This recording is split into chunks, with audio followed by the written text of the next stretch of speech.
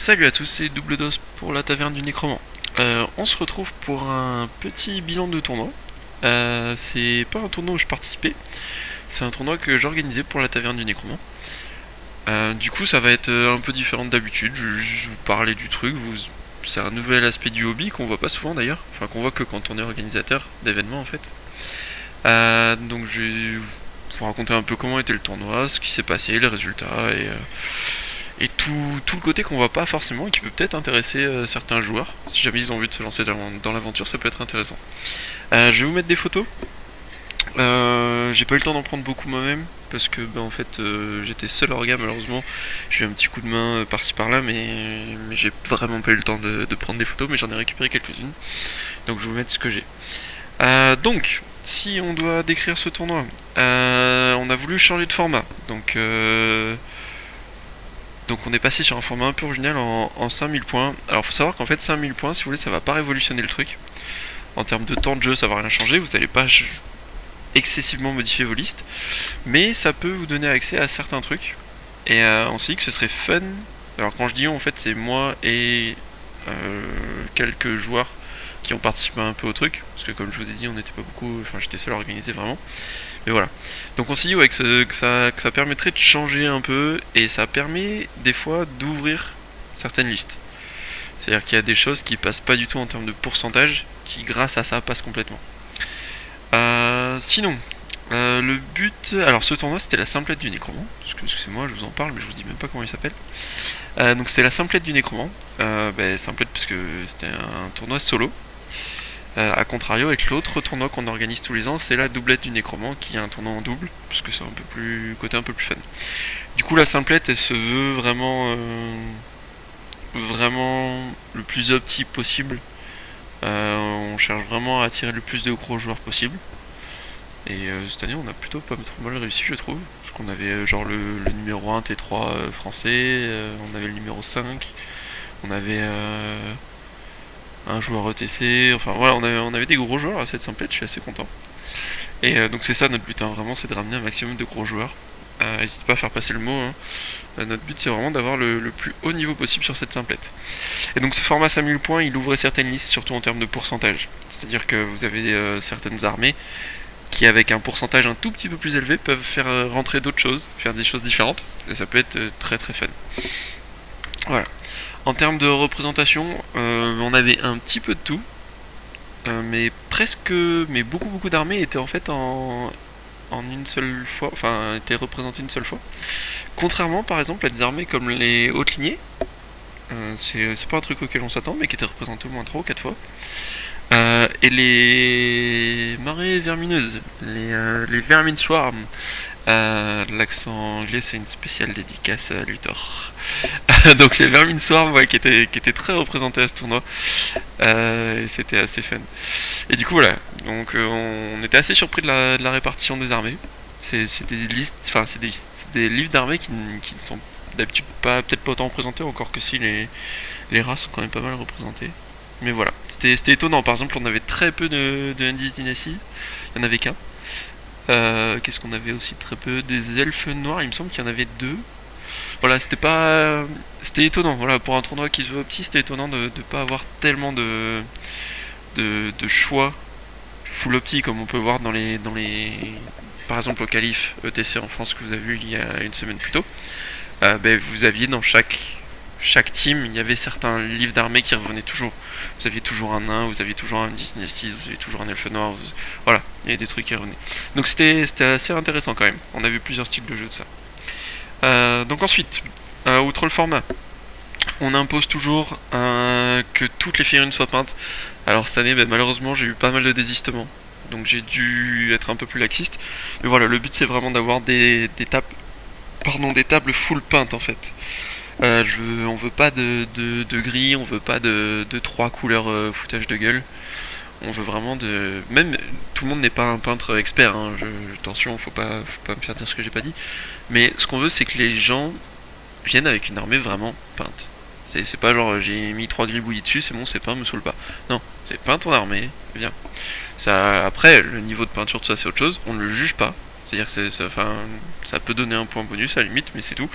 C'est vraiment pas un tournoi où la peinture va avoir un grand impact sur le résultat. C'est clair et net. C'est pas la doublette, c'est l'inverse. La doublette, vous allez avoir beaucoup de points de peinture.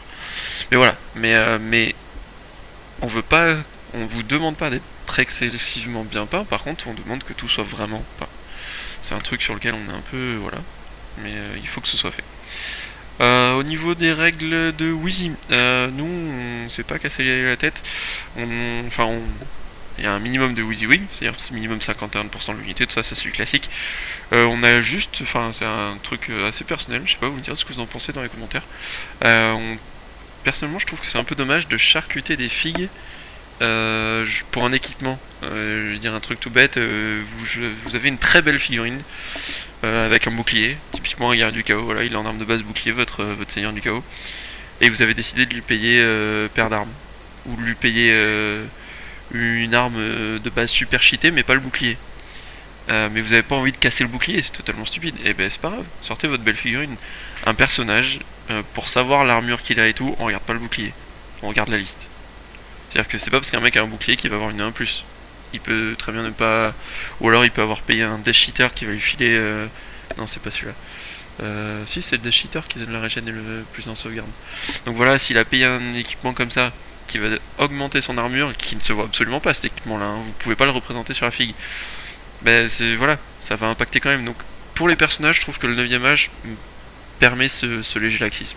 Sur les unités, je suis un peu moins d'accord. Parce que quand même, il faut qu'on sache au premier coup d'œil si c'est des lanciers, si c'est des épéistes ou que sais-je. Mais voilà, pour les persos, on est assez laxiste. Outre ça, on est ouvert à toutes les figurines de modélisme finalement. Dans notre règlement, on avait mis la gamme 9ème âge, mais voilà, c'est vraiment toutes les figurines de modélisme. On exit tous les jouets divers qu'on peut voir sur certaines tables, mais toujours dans l'idée de faut que ce soit une armée minimum propre. Voilà. Et on autorisait tous les livres d'armée, même les Aslander et autres. Voilà, qu'est-ce qu'on peut dire d'autre sur ce tournoi? Enfin là je vous fais un petit préambule. Les règles, c'était la V2. Au niveau des points, donc comme je vous disais, la simplette c'est Butopti, c'est pas un truc où on va noter la peinture. Il y a juste un point de pénalité pour ceux qui font de la peinture foutage de gueule, qu'on essaye d'éviter. Je veux pas trop les saquer non plus, c'est pas le but du tournoi, mais je veux pas qu'ils s'en sortent en... c'est pas grave, on me dit rien. Donc il y a un point de pénalité quand vraiment il y a un abus de je fais aucun effort sur la peinture. Et il y a un point bonus pour tous ceux qui ont fait un effort, c'est-à-dire que si votre armée est homogène, vous avez le point bonus. Même si c'est pas très bien peint, même si, voilà. J'ai vu des armées où même le mec m'a dit, ouais, je sais, c'est pas terrible, mais ben, je m'en fous. L'armée, elle est propre, il a fait l'effort. Il trouve que c'est pas terrible, parce que lui-même, peut-être qu'il voit d'autres armées, mais il l'a fait, donc voilà. Faut pas... Et c'est juste un point, voilà. Là-dessus, on n'est pas... La peinture, c'est pas ce qui nous intéresse le plus. Au niveau des... Alors on avait des déploiements des objectifs secondaires qui étaient déterminés à l'avance. J'ai pas eu de retour là-dessus, donc pareil, si jamais vous avez participé au tournoi et que vous avez un retour, n'hésitez pas soit à me le mettre en commentaire, soit à aller dans le débrief sur le Warfo. Parce que ça m'intéresse. On sait jamais, on sait pas trop ce que ça va donner aux prochaines éditions, mais vraiment le retour des joueurs c'est peut-être ce qui est le plus important. Donc n'hésitez pas à nous le dire. Donc en déploiement, ronde 1, on avait le Frontline Clash avec comme scénario tenez la ligne. Bon, ça c'est du classique. On a préféré commencer par le classique que finir par le classique. Ronde 2 c'était Counter Trust avec percée, parce que la diagonale et la percée on est d'accord que c'était pas terrible. Ensuite on avait l'encerclement avec le roi de la colline, parce que ça ouvre en fait le fait d'avoir l'encerclement, ça permet d'avoir en fait d'ouvrir les espaces de la zone de déploiement et de pas toujours avoir les mêmes décors. C'est-à-dire que quand vous tracez une ligne, par exemple Frontline Clash avec Roi de la Colline, des fois vous avez le choix qu'avec un décor, c'est pas terrible. Tandis que là, le fait de mettre encerclement, vous avez soit l'attaquant, soit le défenseur. Vous pouvez, quand vous choisissez votre côté, si vous attaquez ou défendez, vous pouvez anticiper le choix de votre décor, ce qui est vachement plus intéressant, je trouve. Donc voilà, il y a un petit côté stratégique un peu plus fun. Ronde 4, Marching Colonne et capturer les étendards.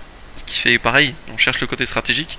Attention à comment je vais placer mes unités scoring dans mon déploiement, parce que mon adversaire va les choisir, et si je fais une faute sur ce déploiement en colonne, qui est contraignant, ça va peut-être faciliter la vie sur l'objectif. Donc vous voyez, on cherche toujours le plus de subtilité possible sur ces trucs-là.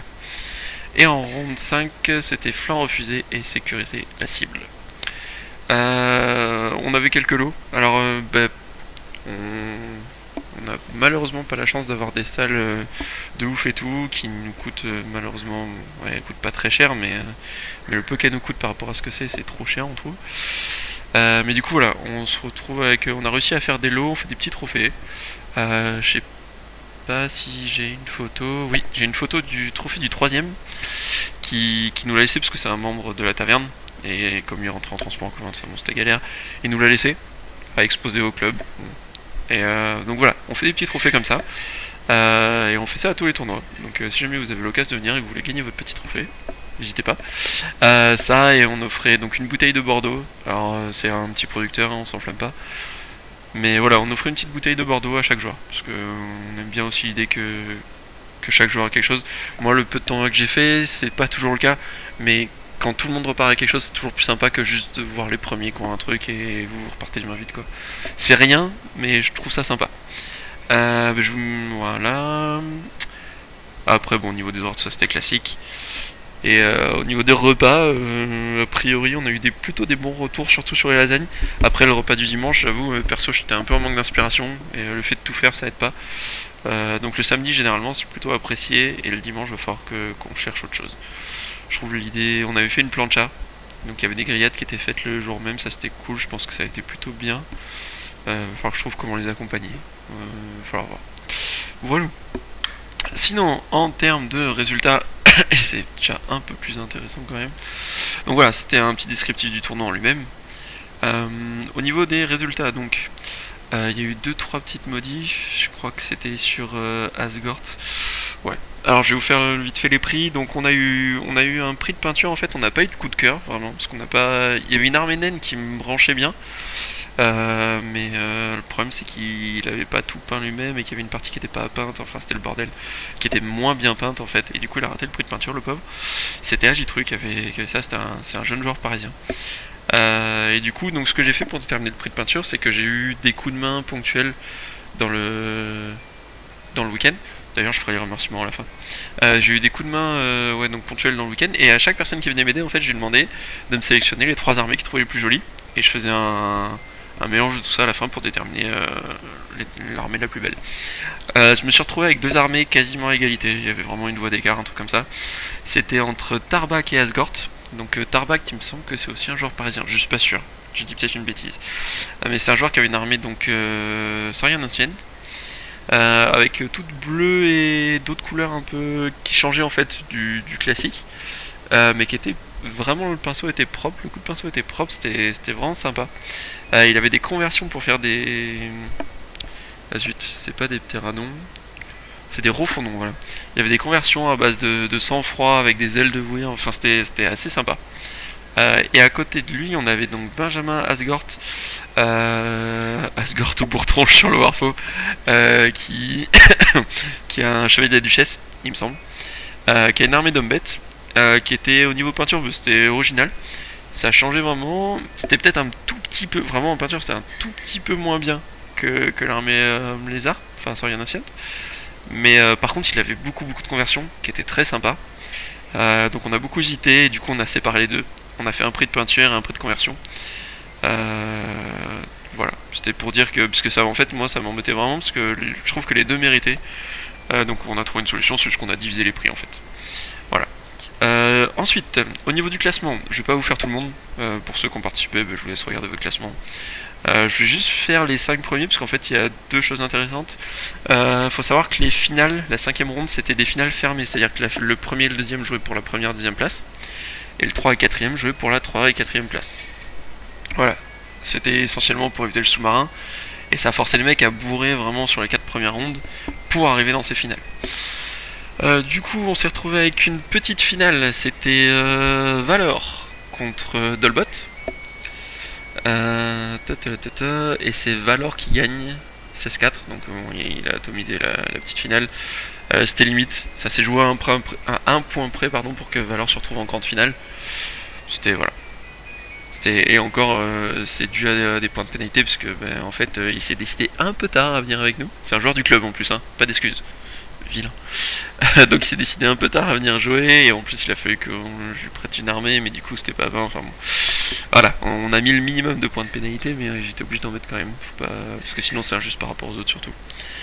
Voilà. Et du coup, voilà, il finit troisième. Et Dolbot finit, donc c'est un joueur parisien, Dolbot. Parisien, pardon, excuse-moi. Désolé, vraiment. Toulousain. Je vais me faire taper, je pense. Donc Dolbot, c'est un joueur toulousain qui vient à chaque édition. Donc c'était cool qu'il vienne encore. C'était le seul à venir en plus. Avec Chacal, mais qui est un nouveau toulousain, pardon. Donc ouais, donc il finit quatrième. Il manque le podium pour pas grand chose. Et la grande finale, donc c'était entre Luthor Us, donc numéro 1 T3, contre Druchy, si je me trompe pas, qui doit être 5ème T3. Dans les deux cas, c'est Luthor, c'est un excellent joueur français aussi. Hein. C'est comme Valor, hein, c'est des joueurs niveau ETC. Et Druchy qui est pas loin, hein, qui est tellement pas loin qu'ils ont fait match nul les deux. Donc du coup, ça s'est départagé aux points qu'ils avaient avant la finale, et Luthor était devant d'un petit point. Donc c'est Luthor qui gagne ce tournoi, ce qui va le conforter dans son classement. Et Druchy qui finit deuxième. En cinquième place, et c'est le dernier point de classement que je voulais voir avec vous, on retrouve Sylvarin. Et il faut savoir qu'en fait Sylvarin il finit cinquième, mais il finit avec le plus de points. C'est-à-dire qu'en fait c'est lui qui marque le plus de points sur tout le tournoi. Alors après, il avait peut-être une partie plus simple pour finir, mais voilà. En gros, il était 5ème, 5 ou 6ème avant la finale, et en finale, il se retrouve. Et après la 5ème ronde, pardon, il se retrouve avec plus de points que les autres. Bon, faut savoir que les autres, du coup, ils avaient des matchs beaucoup plus durs aussi. Je pense, enfin beaucoup. Ils avaient des matchs plus durs quand même.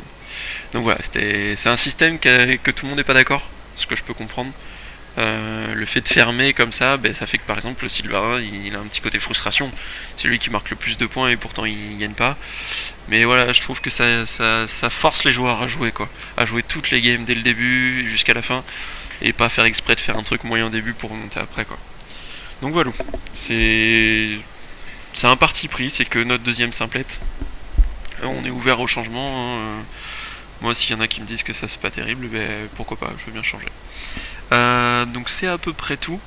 Maintenant je vais passer aux remerciements. Alors vraiment, si vous avez pas envie d'entendre un mec dire merci pendant 3 minutes, fermez, c'est pas grave, je vous en voudrais pas. Mais j'y tiens. Parce qu'il y a des trucs intéressants en plus. Faut savoir donc ouais, comme je vous l'ai dit, moi j'étais tout seul au début. Et le plus gros remerciement, il va à Thomas, qui est un ancien joueur V8 qui se remet à jouer, qui est à Bordeaux. Il est venu je crois 2 fois au club, ou 3 fois grand max.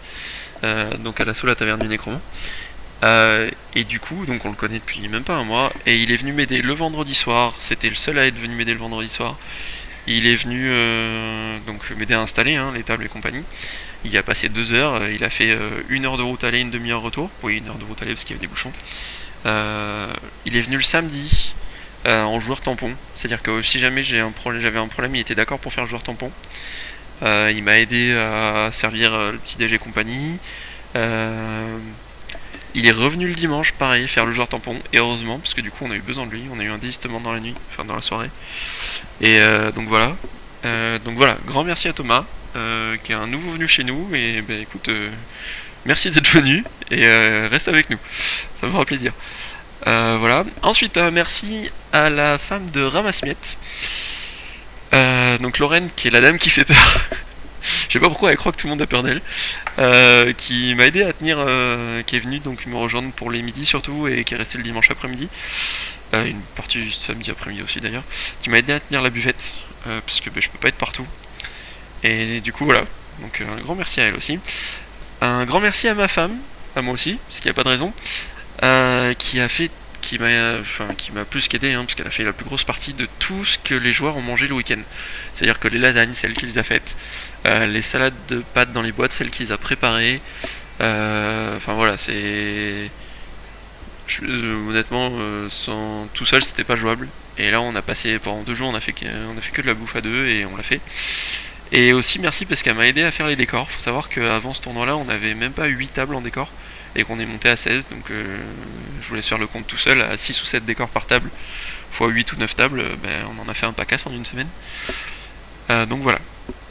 Après, un petit merci spécial aussi à ceux qui sont restés pour m'aider le soir, donc c'est les membres du club essentiellement. Donc c'est Merluche, Alex, Flo Vega, Ramasse-Miettes évidemment. J'espère que j'oublie personne, voilà. Et un merci spécial à Flovega, donc qui m'a prêté une armée donc pour mon joueur tampon et qui nous a remis son micro-ondes. Bah, ça nous sauve parce que malheureusement dans la salle qu'on a on n'a pas de cuisine, on n'a pas encore les moyens de prendre d'avoir une salle où il y a une cuisine, donc du coup mais on est obligé de tout faire au micro-ondes. C'est pas terrible, on espère trouver une salle mieux, mais voilà, pour l'instant c'est comme ça. Donc merci à lui aussi. Et enfin le dernier, le plus important, mais merci à tous les joueurs qui sont venus, parce que le truc c'est que sans Orga il n'y a pas de tournoi, mais sans joueurs il n'y a pas de tournoi non plus. Il y en a qui sont venus de loin, on a au moins 3 joueurs je crois qui sont venus de Paris. Yann Wismerel, t'as vu, je t'oublie pas, qui vient, il me semble, d'encore plus loin. Je vais dire une bêtise, mais enfin, il vient du nord-ouest. C'est un breton, quoi. Je suis quasiment sûr. Hein. Donc voilà, il y a des mecs qui viennent vraiment de loin, et c'était cool. C'était vraiment, vraiment cool. Donc n'hésitez pas à revenir, ça nous a fait très plaisir. Je sais pas encore comment ça va se passer les prochaines éditions, parce que nous, en termes d'assaut, il va y avoir du mouvement. Parce qu'on voilà, il y a des membres du bureau qui doivent bouger tout ça, donc on sait pas encore ce que ça va donner. Mais voilà, on va tout faire pour vous refaire des tournois, pour refaire la doublette, refaire la simplette. On espère qu'il y aura encore plus de gros joueurs, on espère qu'on aura encore plus de place. N'hésitez pas à faire passer le mot. Pour vous donner une idée, la doublette c'est aux alentours d'octobre.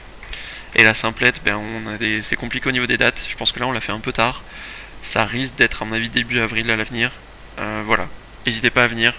Ce sera on fait tout ce qu'on peut pour faire un bon tournoi et voilà. Donc n'hésitez pas à faire passer le message. Si vous avez des questions, si vous avez des remarques, n'hésitez pas à aller soit sur le bilan du tournoi, soit sur la page du tournoi, soit à me laisser un commentaire. Tout est bon à prendre. Voilà, ça va être tout pour aujourd'hui. Je pense la prochaine vidéo, ce sera sûrement sur l'interrégion, parce que c'est le prochain tournoi que je fais, et c'est un événement où on sera 3 membres seulement de la taverne, mais bon, toujours ça. Et voilà, c'est le gros événement en France. Je vais essayer d'en parler un peu pour ceux qui n'y vont pas et qui n'y sont jamais allés, qui osent peut-être pas y aller. Je vais vous expliquer un peu, parce que cette année c'est à Lille, donc c'est un gros truc pour des Bordelais, ça fait un peu loin. Voilà, je pense que je vais vous faire une vidéo de présentation de tout ça. Je vous présenterai pas ma liste parce que ce sera la même qu'à Cholet quasiment. Enfin non, c'est pas la quasiment, c'est la même qu'à Cholet. J'ai pas eu le temps de travailler dessus, hein, je vous avoue, avec notre tournoi, tant pis. Voilà, donc ce sera ça. Je vous dis à bientôt, bon jeu à tous.